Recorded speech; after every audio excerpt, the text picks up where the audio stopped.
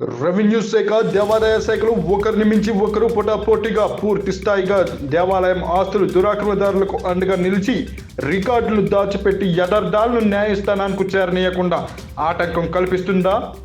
గత వైసీపీ ప్రభుత్వం ఈ అధికారులకు దురాక్రమదారులకు ఏ విధంగా కొమ్ము కాసిందో ఈ వార్త ఒక నిదర్శనం. మరి దేవుడి ఆస్తుల విషయంలో ఇన్ని జిమ్మికుల మరి సరిగ్గా మొన్నటికి సార్వక ఎన్నికలు జరిగే నాటికి కొద్ది దినాల ముందు వైఎస్ఆర్సీపీ సజ్జలతో సహా ఒక ఎమ్మెల్యే ఒక ఎమ్మెల్సీ సుప్రసిద్ధ శ్రీకాకుళం జిల్లా మెలియాపుటి శ్రీ రాధా గోవింద స్వామి దేవాలయం ఆవరణ ఆస్తుల సర్వే నంబర్ 342, 333లను స్థానిక వైసీపీ నాయకులు దురాక్రమణలపై కొన్ని సంవత్సరాల నుండి ఈ విషయం ఆంధ్రప్రదేశ్ హైకోర్టులో విచారణ జరుగుతున్న విషయం ఇది.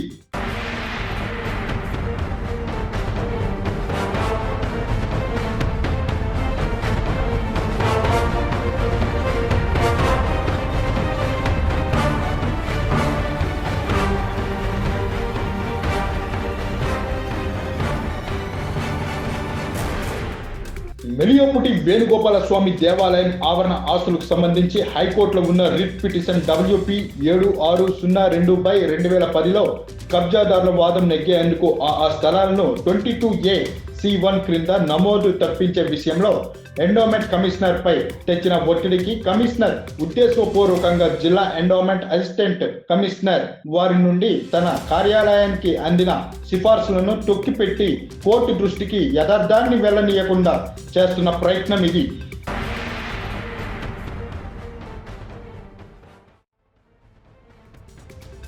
కనీసం ఈ ఆఖరి క్షణంలోనైనా ఎండోమెంట్ కమిషనర్ దేవుని ఆస్తులు 22A(C)(1) క్రింద నమోదు చర్యలు తీసుకోవాలని, ఆ ఆధారాలను కోర్టు దృష్టికి పట్టుకు వెళ్లి చరిత్ర కలిగి ఉన్న మెలియాపుట్టి వేణుగోపాల స్వామి ఆలయం ఆవరణ ఆస్తులను కాపాడాలని ఆ ప్రాంతీయుల కోరిక.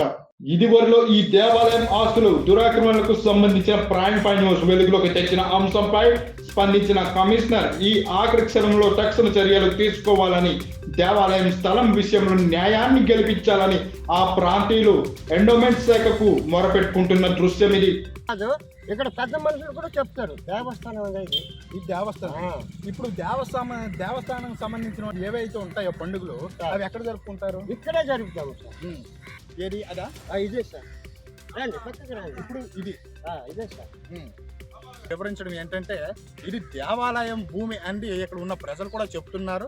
మీరు ఏమనుకుంటున్నారు? ఎండోమెంట్ శాఖ రావాలనుకుంటున్నాం సార్. ఏదో ఒక చావుకు తేవాలి కదా.